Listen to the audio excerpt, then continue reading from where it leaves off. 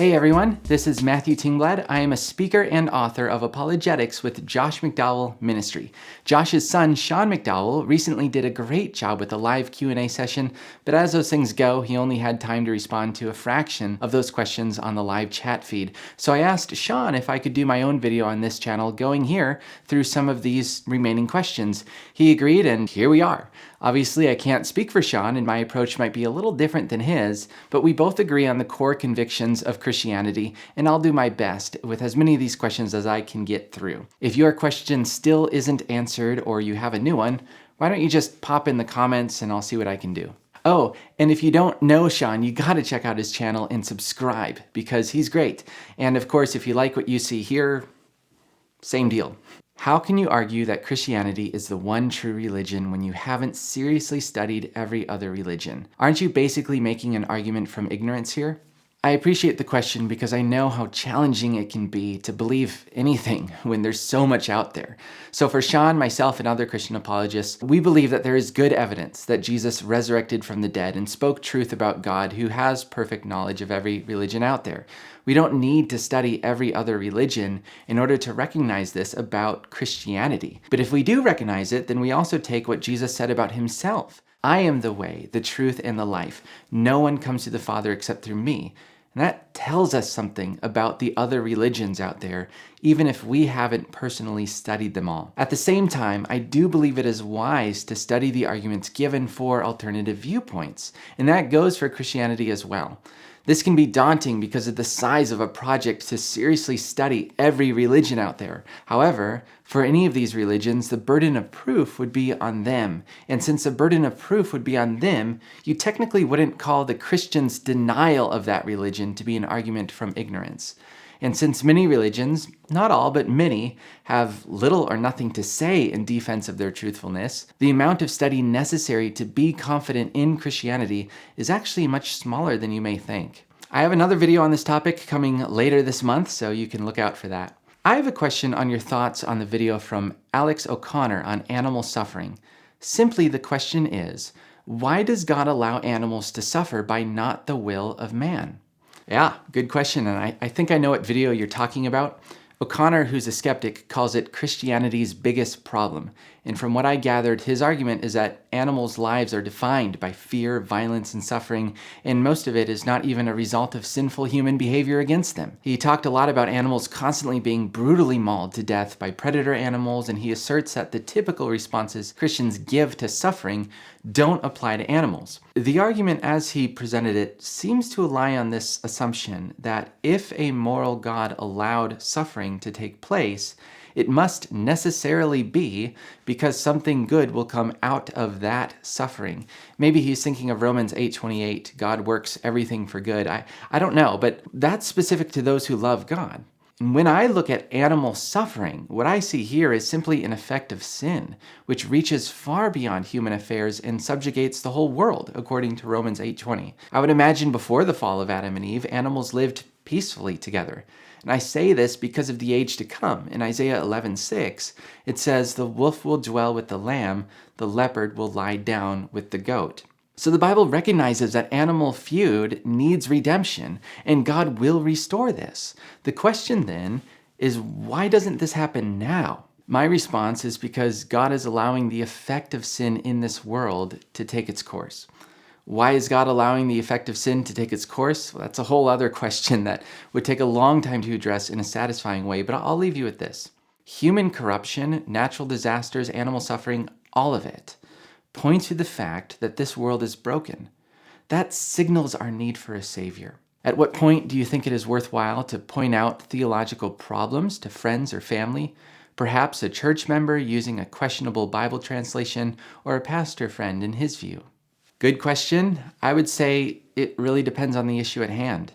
In the New Testament, there are some matters of Christianity that Paul is especially strong on. These matters typically concern the gospel itself, salvation level issues, or anything which could seriously undermine the unity of the church or our ability to mature in Christ. So if you have friends, family, pastors who are flirting with ideas that we cannot afford to get wrong as Christians, then yeah, let's offer correction, always doing it in prayer, humility, and grace, but also true to our convictions. Now, in many situations, our relationship with these people requires an extra layer of wisdom as to how we should approach this and when, and we should keep those things in mind as well.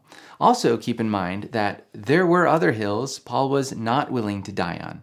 You read Romans 14, Paul is talking about certain issues in the church, not to downplay them, but they're not at the same level as salvation and gospel issues, right? And so in this case, he says, look, you can have different views about special days or special foods, but let's not squabble over that, because in either case, you can honor God by going with your conscience. That's Romans 14. So long story short, it takes wisdom, and in most cases, the best place to start is by simply asking open-ended questions. That said, let's take a look at these ones. How do you understand Christians who smoke tobacco? And here's a similar question. What do you think of Christians who drink alcohol? So, here's where you would ask those open-ended questions. What do they believe about tobacco, about alcohol? Do they believe it's a sin and they're just defiantly opposing God? Or do they think differently about those substances? Do they think they can be consumed responsibly? Are they addicted to those substances? Are they trying to quit? Those things make a big difference. But if you're really wondering how we're supposed to think about these Christians, I would say, let's think about them the same way we think about any other Christian.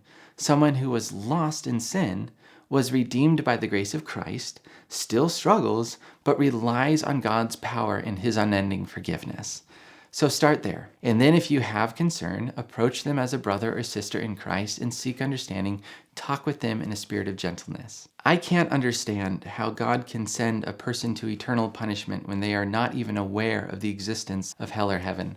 I'm going to combine that with a related question. I've heard Luke 6:35-36, that he is kind to the ungrateful and evil, be used to downplay the traditional view of hell. Claim is, why would God stop being kind and merciful to the wicked after death? First off, I appreciate both of you for asking about hell. It's not an easy topic for anyone. Unfortunately, I don't have enough time here to say as much as I think is necessary to fully address your questions, but I do want to help you because it's so important. So I'll refer you to 2 other videos I've done for this channel. First, does God punish those who never heard about Jesus? That's where I get into those questions about people who don't really know. And then second, if God is merciful, why is there hell? And that gets into God's character and being kind and merciful to people. So I think that will cover both of your questions there. And I would encourage you to watch both of those videos as they really do go together. I'll pop links in the description for you. Do you believe that the Trinity operates separably or inseparably? I appreciate the question, and I think it's similar to asking, do you believe the Trinity is 1 or 3? The answer is both, right? God is 1 in one sense and 3 in a different sense. Likewise, the members of the Trinity operate separately in one sense and unified in a different sense. It's the Father who sends the Son, who provides the Spirit, who illuminates the Son, who shows us the Father. These roles are distinct, but they are also equally God, and God is one. If I may nerd out a little bit, there's a technical term in Christian theology called circumcision, and it refers to how the Father, Son, and Spirit interpenetrate one another in a kind of mutual reciprocity. And if you really want to explore this, you could dig into that word. But at the end of the day, we'll never be able to fully grasp these things about God, and that's okay. He has given us enough to trust in him. What do you think about the text where Jesus says, "Some will not taste death until he returns again"? I assume you're referring to Matthew 16:28 or one of its parallel verses. Let's take a look at this. Jesus says, "For the Son of Man is going to come with his angels in the glory of his Father, and then he will repay each person according to what he has done. Truly I say to you, there are some standing here who will not taste death until they see the Son of Man coming in his kingdom." The obvious problem here is that it sounds like Jesus is referring to his second coming, but of course everyone he spoke to has since died and he hasn't returned yet. So I checked out a few commentaries on this and found that most agree verse 27 is about the second coming of Christ, but verse 28 is actually about something else. Maybe a kind of foretaste of what's described in verse 27. So what does this coming refer to then?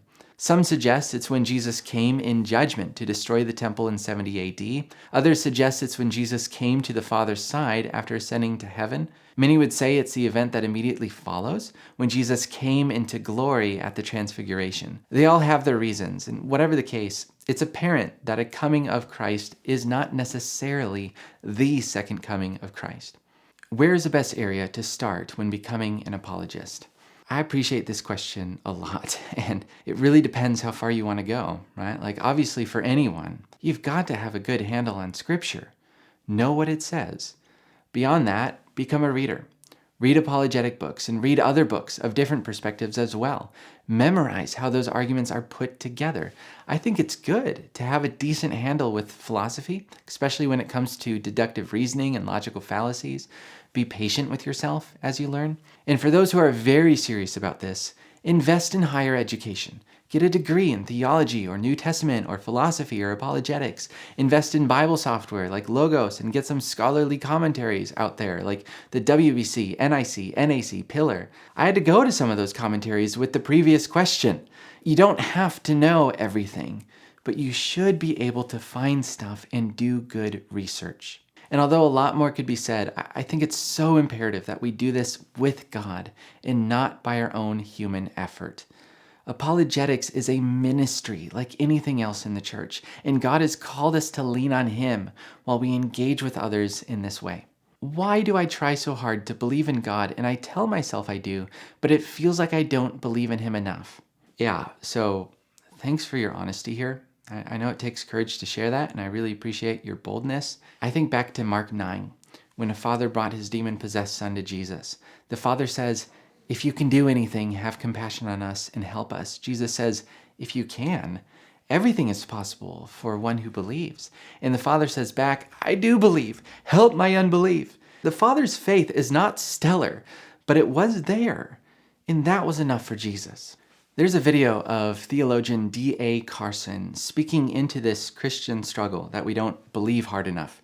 He looks back to Exodus 12, where the angel of death was about to pass through Egypt.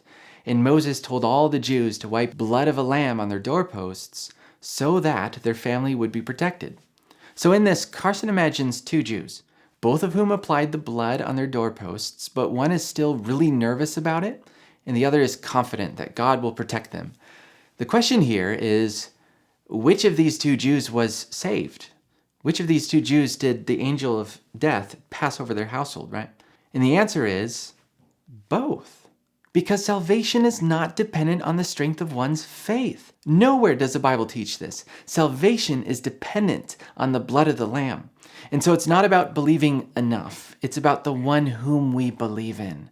And for anyone struggling with this issue, I don't know your heart. I don't know where you're at with God. But the fact that you're asking this kind of question indicates to me that it really matters to you. And this would imply that you understand something about our need for Christ. That is definitely a step in the right direction. Still, I would encourage anyone, no matter who you are, to continue studying the reasons why we can believe that God is real and is found in the person of Jesus. So thank you for joining me here. Thanks for watching. Hope you'll stick around, and I'll see you in the next video.